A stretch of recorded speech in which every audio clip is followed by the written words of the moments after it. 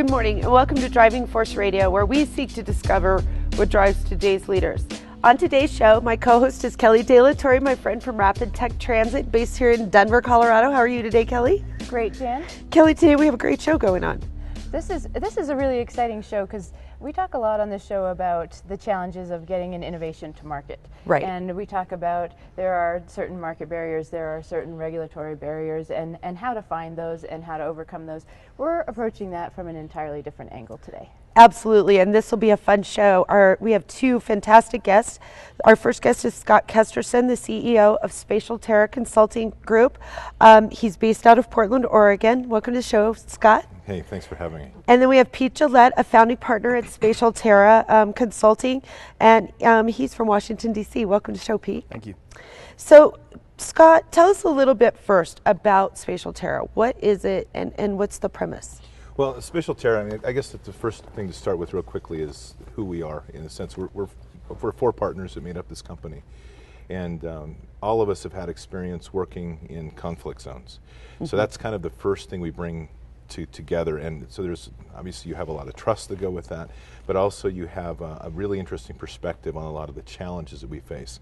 We've all been around a lot of innovation, a lot of tech innovation coming into emerging markets. And so we've looked at through a lens of a lot of implementation through Department of Defense, Department of State, and obviously some private sector issues. But what we are really where our niche is now, and we've really zeroed in on, is that bridging space between tech innovation and that social space and implementation and the effect the tech has. And this is a pretty significant gap when we start to look at how we're looking at a technology coming into a space, especially in emerging markets, and what that impact is. Mm-hmm.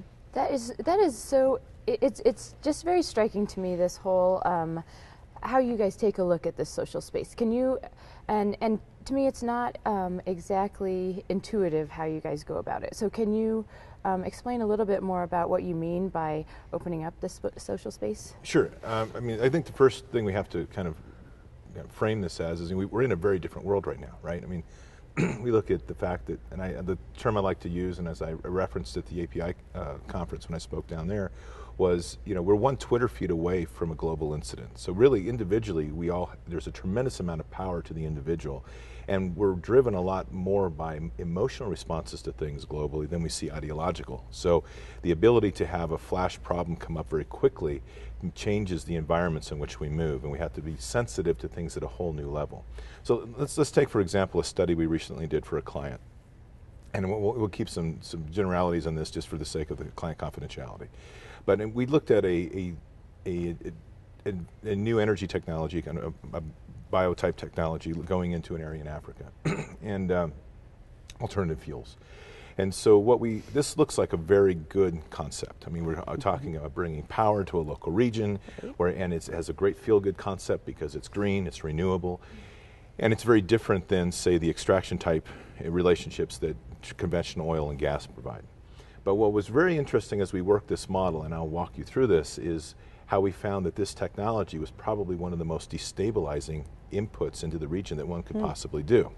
And one of the ironies of traditional oil and gas is, even though it's extractive, and even though there's a lot of pressure put on that model from, I will say, also a lot of emotional pressure put on that model because there's a concept of exploitation, there is a symbiotic relationship that occurs that keeps the wealth appropriate to the country that it's in and the country it's going to.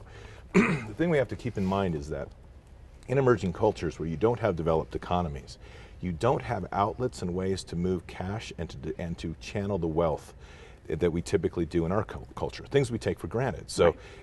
if I suddenly become wealthy, I have ways of investing that money and ways of moving that money into purchases, of moving that money around. But in an emerging culture, those channels get narrowed. You don't have the traditional outlets. So let's go back to this alternate fuels technology. Put it into a small village area. It's going to produce some high-tech, by relation to the country, some well-trained jobs, say about 350 jobs or so. And suddenly we start to create a wealthy class within the country. Mm-hmm. Now that we have some new spin-out problems. There's no outlet for that wealthy class to go. But what there is in the area for investment and opportunities are things like drug trafficking, human trafficking, weapons purchase and illicit weapons trafficking, support of insurgent movements that are pressuring on the border. And then you have other complicated social issues, which is there's in this region there's already pressure on the social and economic environment for cross-border illegal immigration.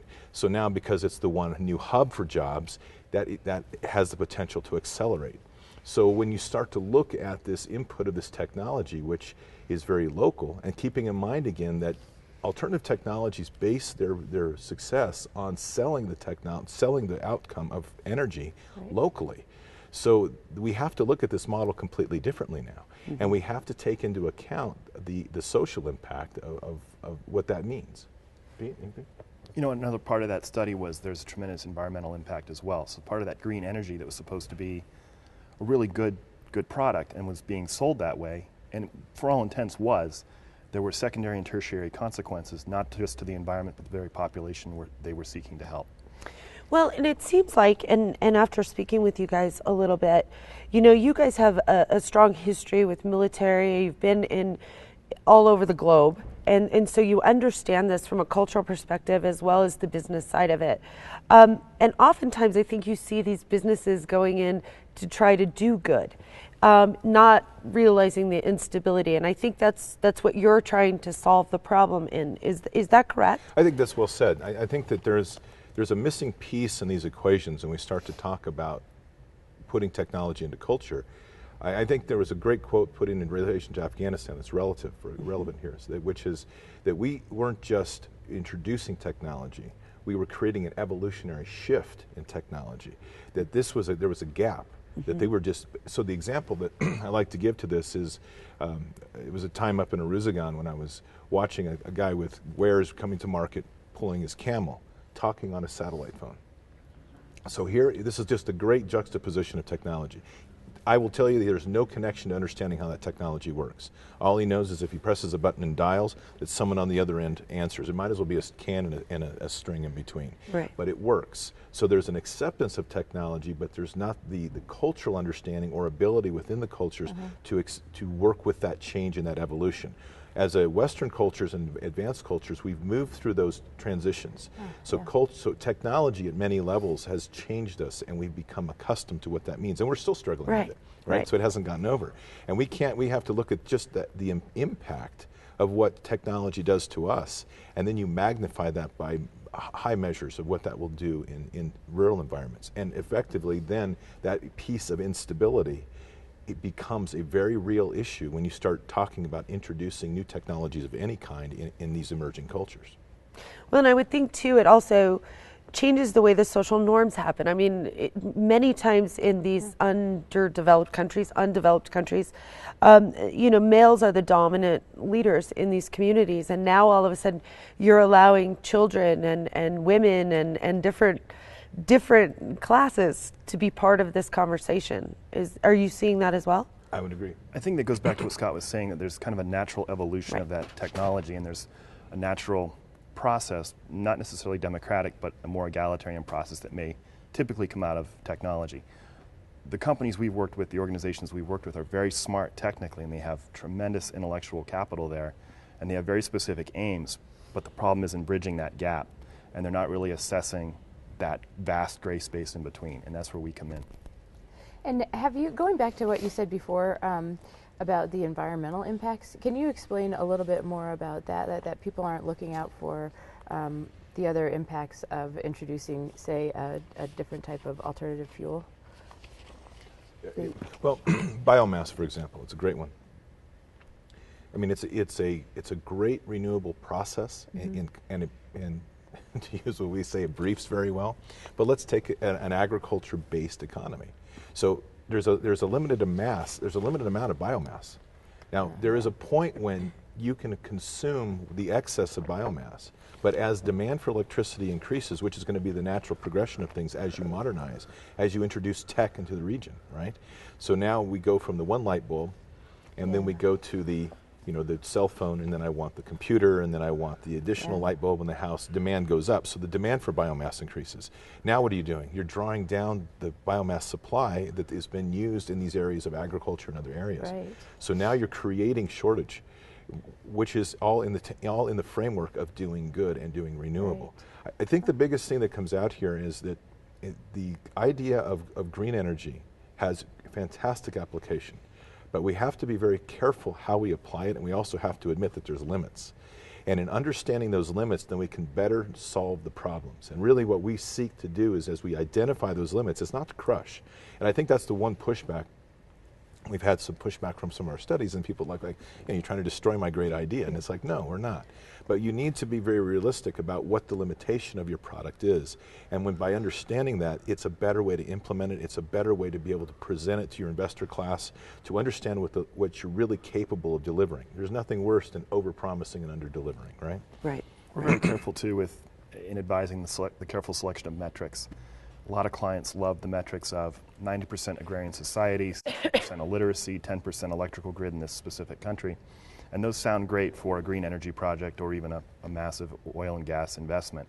However, like Scott said, if you're talking about an agrarian society where it's 90% of your cultural traditions are based on that economy, and you begin to undermine it almost immediately with a significant technical intervention, what are the consequences of that beyond deforestation or beyond just massive wealth, but what happens to the cultural engagement as well?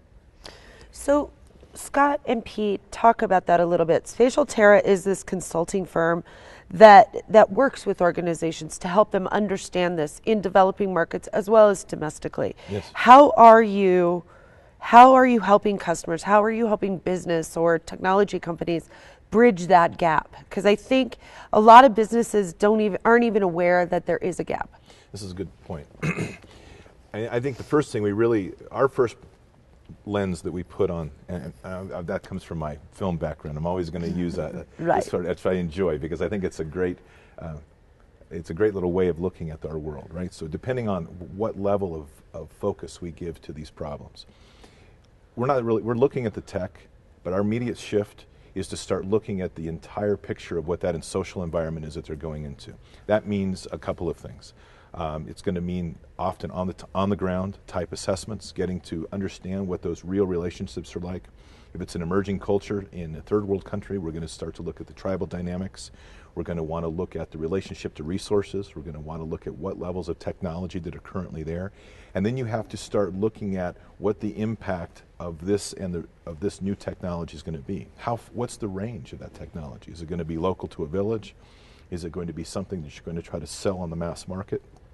As an example, a new cell phone technology or a small portable renewable type recycle generator or something like that. So we have to start looking at the range of that impact, and then looking at those traditional structures and relationships of how that will have different effects. So if you start to suddenly give the women empowerment, okay, as an example, and that's not within the conventional structure of the society, what are you doing as a social destabilizing effect? There's answers to this, but we have to look first at the problem. Pete? You know, and a lot of the issue too is with many of the clients we deal with and many of the institutions we've worked with, their technical solutions have that very specific end state. So everything works in support of that end state, regardless of the metrics, regardless of the inputs. So what you tend to get are very canned solutions. And one of those that we face, and particularly in the overseas environment, is that of security. So if you have an incident where your personnel or your facility is threatened, all you do is build a bigger wall and add more guns to that. And that's a very reactive stance. And we always look at the more proactive piece of what happens if you lower the walls and go further out and talk to those people. And this is not just in the overseas environment, but in domestic missions as well, where what happens when you begin to engage people rather than keep them out? Yeah, and can you talk a little bit more? Say we just had an incident in Algeria. So in that case, that does seem like a situation, knowing nothing about it, I'll state for the record, but that they were protecting, obviously protecting their facility. What do you think, what's the next step for them? Algeria is a tragic example of that intersection of that collision of cultures between the technology, the oil production and gas and energy facilities out there, and the existing government structures. You have a terrorist group related to Al-Qaeda in the Maghreb. They made specific threats against specific companies and facilities contingent upon military operations. That's all the large political piece, the dynamic that no company is really going to shift. Yeah. But in addressing that, how can you as a company on site, your local staff or your headquarters back here, begin to make proactive steps to reduce the threat, to mitigate that? And not just in reaction to those threats, but what can you do in the year or 2 years preceding that? Mm-hmm. The solution, as I think we're going to see, is that they're going to add more guys with more guns and bigger walls, and that will be the model. And it is very similar to what we saw in Iraq. As the violence goes up, you respond with more violence, more defensiveness. It's a classic security dilemma. But I think in our model, what you see is a very preventative engagement with those locals, and not just bringing them on and putting them on your payroll, but really understanding the environment and the dynamics that are going on in that environment, speaking their language. So, can you give me an exact example of where you've seen it work? Yes. Because I think people maybe just heard that and said, oh, I vote for more walls and more guns. Because that's us as typically, and I'm not trying to overgeneralize, but I think that's a typical response. Oh, they've gone in, they've killed people, you know, this is not even their stuff, and here you go. I think that's a typical reactive response, but I love the idea of this proactive response to working. But does it work? Is there an example of where it's worked? Yes. And that is successful? Well, I think we have numbers of them. I'm going to pull one down from the southern regions in Afghanistan, where, I mean, you're right in the middle of a conflict zone. You right? bet. And there's nothing. And Pete and I've spent a lot of time in the southern regions, so I mean, this is one of these areas that is very contentious. It's not just we call it, for the sake of easy media reporting, Taliban, but you're dealing with drug trafficking and warlords are dealing with drug trafficking. You're dealing with another ideological bend, which you have remnants of the old Taliban, and then you just have straight up tribal disputes that just are rifts from years and years. So when some of the work that we did there was down with small teams that were working directly input into villages and trying to do just this. How do we bridge that gap? Now there's a lot of pieces to that, and I'm not going to sit here and say that we were the only success metric, but what we did do is contribute to some very important pieces to this. So part of this, for example, and the teams were doing a lot of face-to-face engagement, which was very important. There's a lot of risk to that, but it's starting to build those very slowly, build those relationships, and build out what the military would call a security bubble. So it's a natural security bubble because it's based on relationships. But the next piece is to find out, I don't think we could call it really a quid pro quo, but it's a very interesting, we have to find out what each side needs, right? Mm-hmm. So in developing training programs, for example, visual training programs that were based with local actors and using a local style narrative and using oral language as a transmitting base in their local dialect, rather than trying to build literacy programs, which would take years, we're able to use this as a vehicle to teach basic skills that have been forgotten over years of war. So for example, teaching home hygiene, teaching prenatal care, teaching better ways of agriculture. Now suddenly you become a value added in the culture. I think it's important to keep in mind there's a Western perception in Afghanistan that we've created a welfare state. In fact, we have. That's our own doing. Afghans by nature are not a welfare-driven society. They are farmers. And farmers have a different pace and a different rhythm of how they do business, but nonetheless, they want to work. But when you walk into somebody and you hand them cash and you say, oh, by the way, here's $50,000 to go build a road, and $50,000 is about like $1 million for you and I'd take the easy route too, right? So that's it. We create a dependent society. But when you pull that back and you start to empower people to say, look, we're going to help you do your job better, but we're not going to do it for you. The classic thing, I'm going to teach you how to fish, I'm not going to give you fish. And that's actually in one of the parables of the old Pashtun language. So when we look at those sorts of things as a narrative component to understanding culture, which is a real big piece of how we look at things, of how people tell stories and visualize their world, we start to teach these very basic skills. Suddenly you become a value added. And then when you start to hear the receptives from insurgents, or you want to call them Taliban, or whatever you want to call them, and you start to get word that, okay, we're not going to touch you because you're doing a good thing for the village, the light starts to go on. It's like, my goodness, okay, this is a very different relationship. No longer are we the infidel, as would be the classic, right? We have now built a relationship that's valuable because we're empowering people, not telling people, but we're empowering people how to do jobs better. And by virtue, you created a natural security bubble around you. Now, I do need to caveat this. There is no 100% solution. Okay, and there never will be. So that doesn't suddenly say, and I think Pete would back me on this, that suddenly you take all your security and you drop it to zero. We've never said that. Yeah. But it's a difference in the presence and the stance that you take. Rather than building, to Pete's point earlier, rather than building bigger walls and adding more security and layering that, which is a very easy and very attractive solution, because it's something that, to be quite frank, from an accounting point of view, you can wrap your head around and you can put a number to it. When you start to talk about building relationships, there's some unknown factors, right? Yeah. We all know when relationships take time. So in order to do that, though, and there's inherent risk, like there is inherent risk with all things. But by changing that discussion and changing the conversation, and that's really where we focus on, you literally change the reality of the space that you work in. There's another facet that I hear you guys talk about, is that not only are you empowering these people, but you really have an understanding of the underlying culture so that you can empower them the way that they are used to, correct? I think is significant, and I think that's one of the centerpieces of what we do. We take a lot of time to understand that. I think to understand just those things, the deep parts of culture. In the more technical terms of the work that we've done, it's the ontology. It's how we learn and how we perceive information. Those are key elements to understanding that bridge. A lot of what we face is communication gap. So, as an example, I went up with my interpreter and we sat down into, long story to this, but we'll make it short. We sat down into a Taliban and Mujahideen gathering, okay, under one tent. So here we were exchanging, and I had the right to film it, which was quite interesting.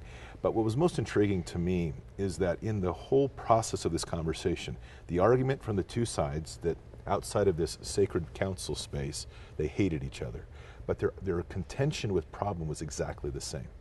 Both of them were angry at the government and its corruption. But the part that no one had ever explained to them, because they've never had it, was how the format of democracy actually works. So they didn't understand that by voting in one of their own, they could affect change. That's a process we imposed, but it's not traditional with them. Right. So there's a case where we can work locally to affect change. You could actually work locally to bridge. You're not going to always get by those years and thousands of years of vendettas, but you can help starting a point. You find common ground, and you find ways to keep yourself out of that rift. And that's the big thing. You can't be partial in that case there. You're not partial to either side. You're sympathetic to each side's cause. And then you start to find the ways that you can operate within that space so that each side respects your space. And that's a big key. Because remember, a lot of these old cultures have a warrior component to them. And that's pride, and that's respect, and that's honor. And when you give those components into your way of looking at the problem, the way you interact changes, and what you do changes. And it's the sort of things that you're doing. There's a benefit for you being there. And you have to remember, we have to remember we're always a foreigner. I don't care whether you are pulling out oil or gas, or whether you're trying to put in a new technology because it's a great feel-good thing because it's in green energy. And I'm not trying to belittle that, but I think there's too much emphasis too many times on the feel-good factor. Right. Rather than understanding that what we're trying to do ultimately is put in technology to enhance the infrastructure of a country, which ultimately is about driving markets for bigger sales and profits. And that's the raw truth, right? So if we keep that in mind, keep it in relationship to what the cultural realities are, even those technologies have to be framed correctly, because there's a lot of rifts that you can create. And the worst part is in a traditional culture is once you create a rift, it just doesn't go away. Right. It is a legacy issue now, and it continues to go. Pete? And this becomes a key part of our guiding principle, which is this is client-driven, it's profit-driven, it is for the interests of the effort. There are some humanitarian elements to it, but that is not the driving motivation. And the other point is this can be done anywhere. Scott's talking about Afghanistan, he's talking about Eastern and Western Africa. This can as easily be done in Ravenna, Ohio on the side of the Marcellus Shale, or in an energy project in Southeast Asia. Absolutely. Well, Kelly, we have to go to break here soon, but when we come back, we're going to be talking about how Spatial Terra and Scott and Pete are really bringing this this concept to the domestic markets as well, and that it isn't just foreign markets, but we see rifts every day here in the U.S., especially around oil and gas and extraction industries, dirty industries, if you will, and what they're doing with that. Yes. Yeah, and the industries that carry renewable power. It's so difficult. It could take 20 years to develop a transmission line, and I think that their model could be easily applied there as well. Absolutely. Well, when we come back, we'll have more with Scott and Pete. If you want to learn more about Spatial Terra, go to spatialterra.com, or to learn more about Kelly's organization, rapidtechtransit.com. We'll be right back.